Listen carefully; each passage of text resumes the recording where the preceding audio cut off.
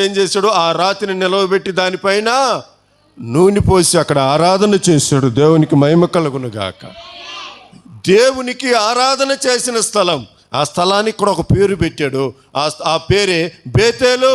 బేతేలు అనగా దేవుని ఇల్లు, దేవుడు నివసించు ప్రదేశము, లేక దేవుని నివాసము.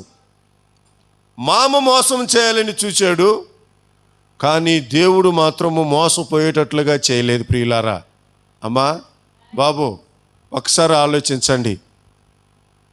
20 సంవత్సరాల తర్వాత దేవుడు మా మామ నన్ను మోసం చేస్తాడేమో అని బాధపడుతున్న సమయం అది. ఎవరు? యాకోబు గారు, ఏంది మా మామని, నా ఆస్తి నాకు ఇచ్చేయ్యా, 21 సంవత్సరం కష్టపడ్డాను, నీ దగ్గర వెట్టి చాకరీ చేశాను, బానిసలాగా బ్రతికాను, రాత్రి పగళ్ళు తేడా లేకుండా నీ మందను కాపాడాను కదా. నేను వచ్చినప్పుడు